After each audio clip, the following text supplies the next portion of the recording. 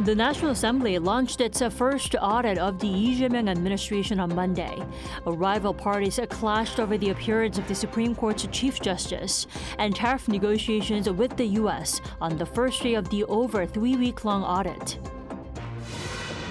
Also on Monday, President Lee once again stressed the importance of expanding the power of culture into new economic growth engines and called on the need for financial reform of K-culture.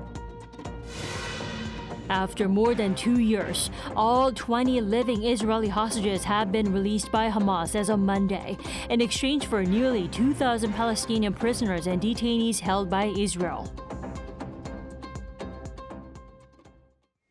We begin with the National Assembly's first audit under the Lee government that kicked off today, with the biggest interest rooted in the Supreme Court's inspection of the Judiciary Committee by Chief Justice Jo Hee-dae. Our political correspondent Moon Hae-ryun starts us off. The new administration's first National Assembly audit opened Monday, setting the stage for government-wide accountability checks through to November. But the spotlight today was squarely on the judiciary and the political storm surrounding Chief Justice Jo Hee-dae that stems from a controversial Supreme Court ruling, which found President Lee guilty of making false claims during his 2022 presidential campaign. Appearing before the Legislation and Judiciary Committee, Cho said summoning judges to testify over their rulings threatens the constitutional independence of the courts. If judges are made to testify about their rulings simply because they presided over a certain case, it could discourage them from making judgments based on the Constitution, the law, and their conscience, and even lead to decisions swayed by outside pressures. He added that his attendance followed long-standing custom to deliver opening and closing remarks. But lawmakers were unsatisfied. Ruling Democratic Party leader Chung Chung-le urged the Chief Justice to approach the audit with utmost sincerity and said the audit must uncover alleged interference in President Lee's election law case. Across the aisle, main opposition People Power Party leader Chang Dong-hyuk accused the DP of using the audit for political attacks, vowing instead to expose what he called abuses of political, administrative and judicial power. Meanwhile, economic ministries were also under scrutiny. Trade Minister Kim Jong-kwan warns that Korea's heavy export dependence on specific countries makes it vulnerable to shocks and pledged to diversify export markets and strengthen cooperation with the US, China and Japan. Finance Minister Koo Yoon-chol, for his part, said Seoul must swiftly conclude tariff talks with Washington, confirming he is arranging a meeting with US Treasury Secretary Scott Bessent this week. As the audit season begins, both ruling and opposition blocs appear determined to use it to press their narratives, one emphasizing reform, the other restraint, with the judiciary caught in the middle of Korea's deepening political divide. Moon Hae-ryun, Arirang News.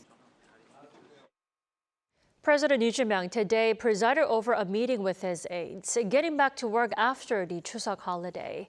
He urged for the speeding up of fiscal and regulatory reforms to boost K-culture, calling it the core of the strength of a nation. Our Presidential Office correspondent Yoon Jung-min has more. Expanding the power of culture into new economic growth engines. That's what topped the agenda as President Lee Jae-myung presided over a weekly meeting with his senior aides upon returning to work after a long Chuseok holiday. 새로운 21세기 국제사회에서는 문화가 국가의 국격, 경쟁력, 국력의 핵심이라고 생각합니다. Noting the growing presence of K-culture on the world stage, the president called for the need to create a comprehensive set of measures that can encompass the cultural ecosystem, adding that the notion of culture goes beyond music and art to dramas, food and beauty industries, and even democracy. 문화 콘텐츠 기반 확충에 필요한 재정이나 또 세제, 규제 측면에서 혁신의 속도를 내야 되겠습니다. 그리고 연계산업과의 시너지 효과를 높일 수단을 다양하게 강구해 봐야 되겠습니다. The focus was also on ways to strengthen the social safety net for artists, as well as measures to support fine art, called upon by President Lee. On top of that, the Lee administration has upped next year's budget for the culture sector by nearly 9% to 9.6 trillion won, worth some $6.8 billion. The budget for culture and art has been increased by 14%, including K-content funds and global K-culture hubs. The budget for tourism was increased by 9.5%, including a tourism pass for foreign visitors.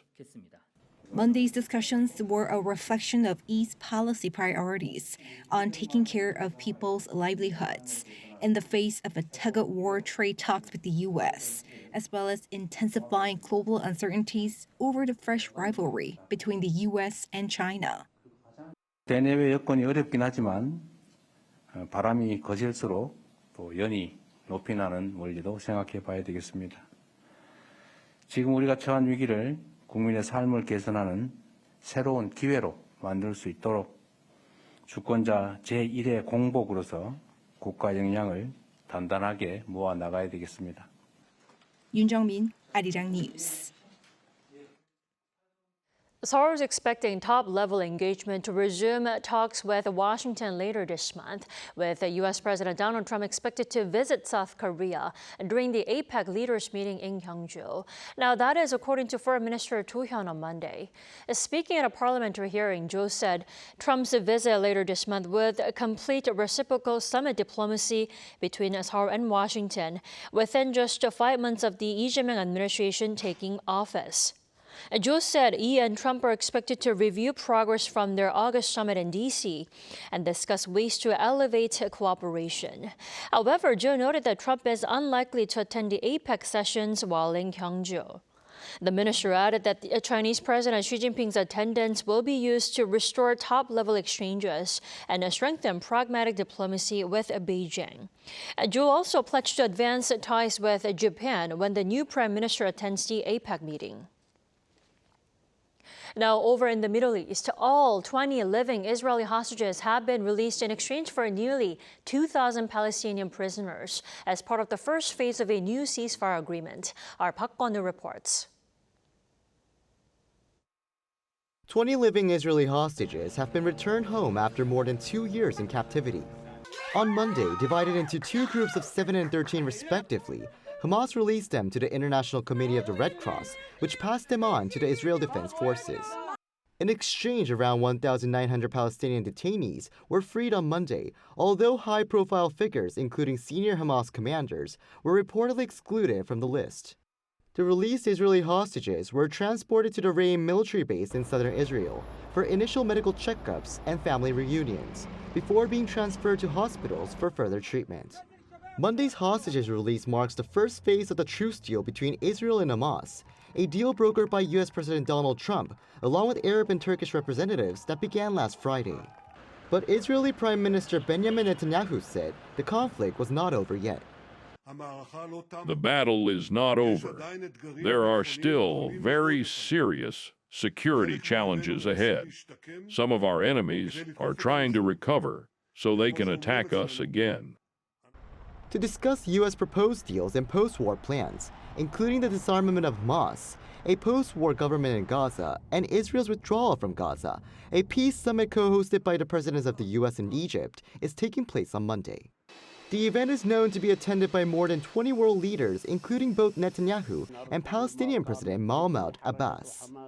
Meanwhile, the Israeli presidential office also announced that Trump will be awarded the Israeli Presidential Medal of Honor, the country's highest civilian honor, in recognition of his role in securing the release of the hostages. Park Kwon-woo, Arirang News. Now, Monday's release meant reunions with their loved ones for the first time in more than 2 years. Our Cha Yoon-kyung tells us more. The 20 released living Israeli hostages have been reunited with their families back in Israel after more than 2 years in captivity. They're reported to have been given an initial medical screening at Israel's Re'im military base's hospital, where they met with their closest family members and loved ones before being taken to other hospitals for further treatment. Released hostage Eitan Moore was seen reuniting with his parents at the Israeli Defense Forces Reem base. His parents wrote a message on social media along with a photo of them hugging their son. The Hostage and Missing Families Forum released a picture of Omri Miron, who was released from Hamas captivity this morning, speaking with his daughters on a tablet while at the Reem base, sitting with his father and his wife. The girls are waiting for their father with other family members at a hospital in Tel Aviv. The Israeli military has also released the first pictures of some of the first 7 hostages who were freed by Hamas and received by the IDF this morning. The images showed twin brothers Gali and Ziv Berman, who were abducted from a kibbutz and separated for a long time, embracing. There was an image of Alon Ohel, the pianist taken away as a hostage from the Nova Festival, meeting Israeli forces in the Gaza Strip after being released. Matan Angrest, an IDF soldier, and Eitan Moore, a security guard at the music festival, are also seen speaking with an IDF officer. The military announced that the second batch of released hostages is now on its way to an initial reception point in southern Israel. 차윤경, Arirang News.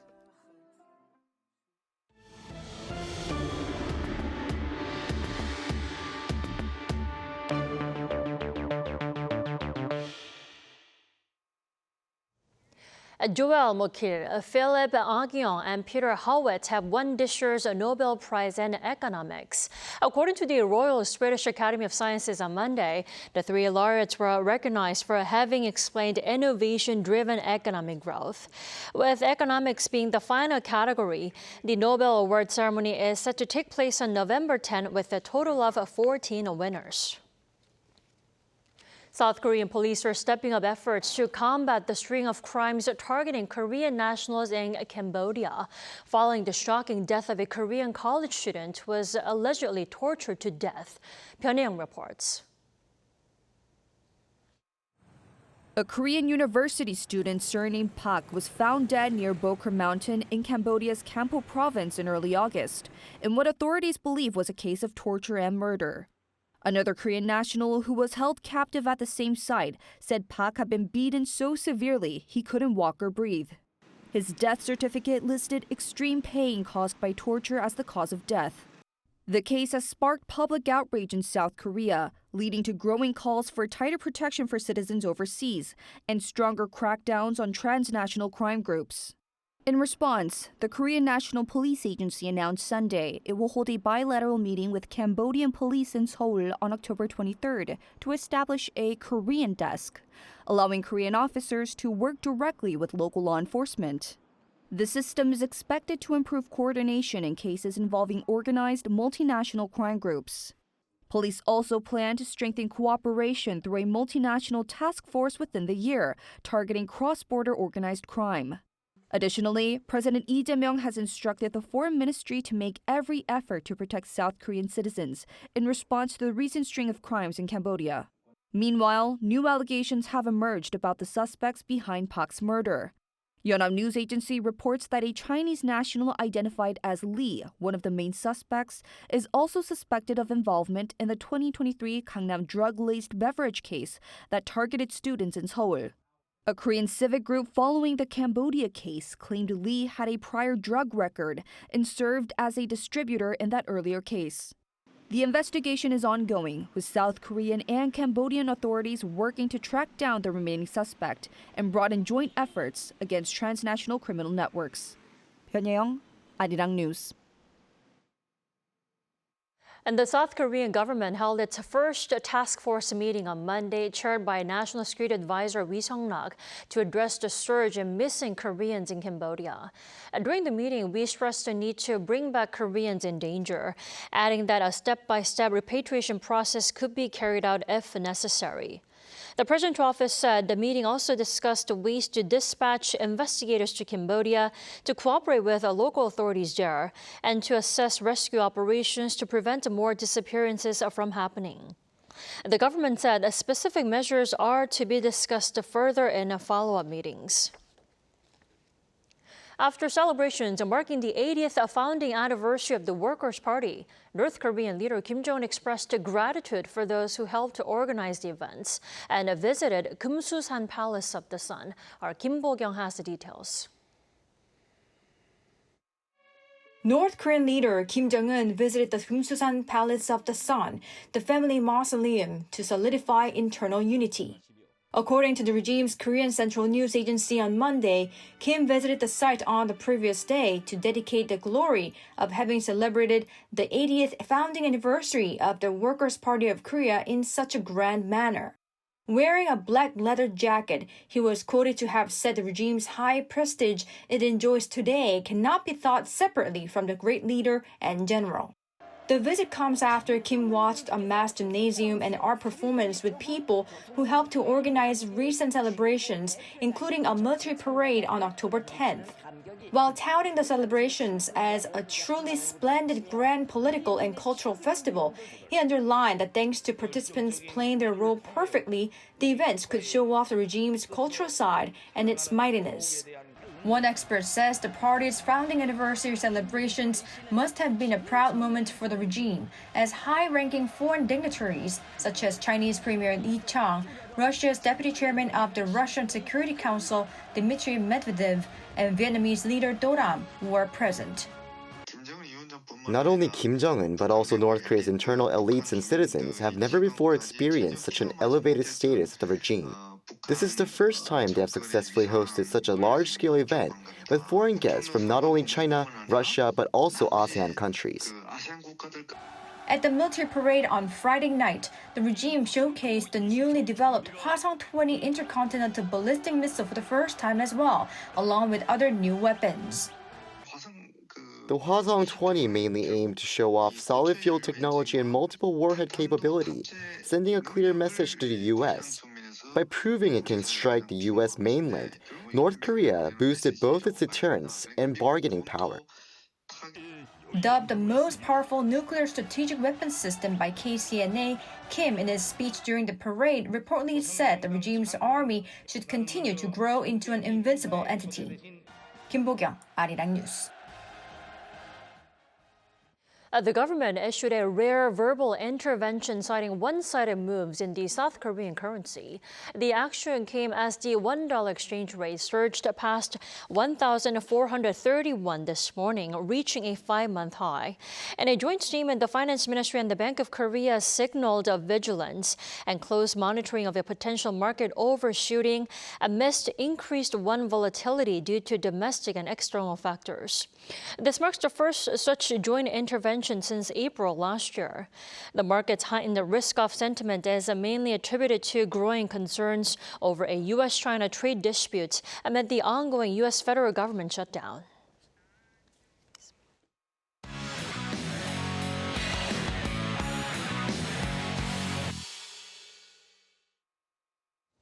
Time now to take a look at what's been happening in the world of sports. Joining us in the studio is our sports editor, Paul Neat. Hello, Paul. Hello there. Paul, why don't we start with baseball and MLB. Kim Hye-seong made a telling contribution to the LA Dodgers postseason win last Friday. He did indeed, and it was his MLB postseason debut as well, too, right. No less. But he scored the run that won the National League Division Series for the Dodgers against the Philadelphia Phillies in Game 4 of the best-of-5 series in LA on Friday. Kim Hye-seong made it 2-1 in the 11th inning as a pinch runner.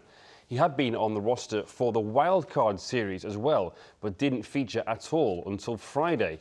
His place in the roster for the National League Championship Series wasn't certain either.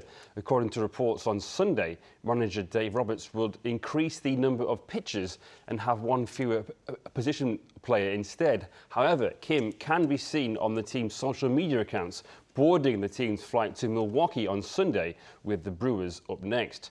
Coach Roberts also called Kim a valuable player when asked about his potential inclusion. Meanwhile, the Seattle Mariners earned a 3-1 win over the Toronto Blue Jays on Sunday local time in Game 1 of the American League Series. I see. Now sticking with the baseball, but moving on to the KBO, the postseason began this evening, I believe. Yes, it resumed. The SSG Landers away to the Samsung Lions in Daegu. It's game 4 of the semi-playoff series, although game 2 was rained off, so only 2 games have been played so far. It's tied at 1-1 with the Lions winning game 1 5-2. And the Landers winning game 3 4-3. It's a best-of-5 series with the winner set to face the Hanwha Eagles in another best-of-5 series in the playoff. The winner will then face the LG Twins in the Korean series. The score in tonight's game is currently 3-1 to the Samsung Lions. Paul, to football now. South Korea's men's team will be looking to, bounce back from the big loss to Brazil. Yes, it never rains, but it pours, as they say. And that's how it seemed to be on Friday in the pouring rain when Korea lost 5-0 to Brazil. Manager Hong Myung-bo called the big loss a chance for the players and the coaches to learn. The only bright spot was that it was Son Heung-min's 137th cap, making him the most capped male player for South Korea. Son was also today named the best footballer in Asia for 2025. But Korea are back in action again tomorrow night against another team from South America facing Paraguay. But with a place in the World Cup next year already secured, it's now a case of experimenting with new systems and assessing the players. Another friendly has been announced for the break in November, with Bolivia set to travel to Korea for a match on November the 14th. Fingers crossed for Team Korea. And finally, to short track speed skating, teenager Im Jong-won has won not one, but 2 ISU World Tour medals. Yeah, incredible. The 5,000-meter relay gold was won on Sunday in Montreal.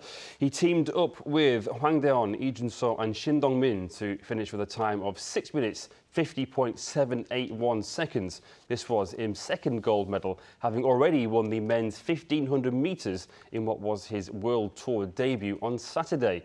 He finished with a time of 2 minutes 16.141 seconds. Hwang Dae-on finished second to win silver. The women's team won the 3,000-meter relay team gold. The team of Choi Min-jong, Kim Gi-lee, Shim Seok-hee and No Dong-hee finished with a time of 4 minutes 7.318 seconds. Great stuff as always, Paul. Thanks for coming in tonight. Thank you.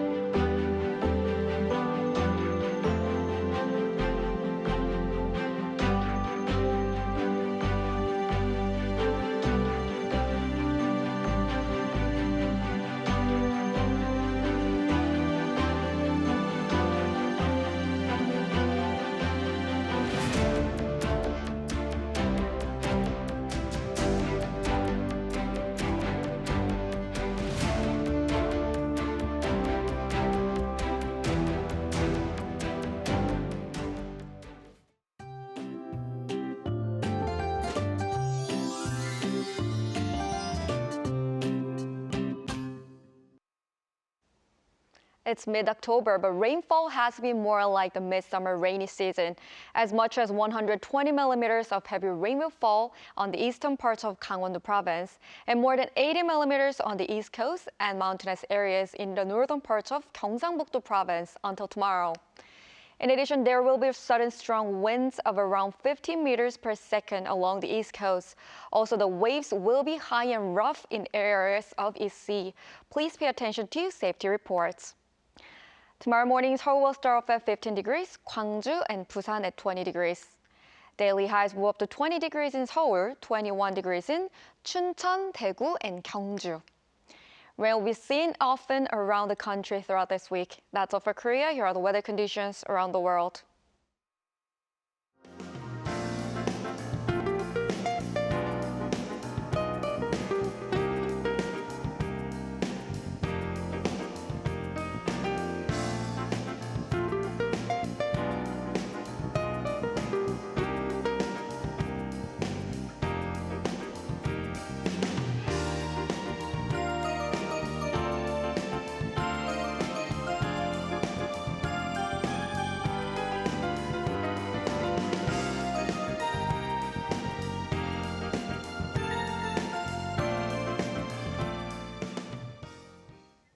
That is all we have for tonight. I'm Kim Dami. From all of us here at Arirang, thanks for watching and good night.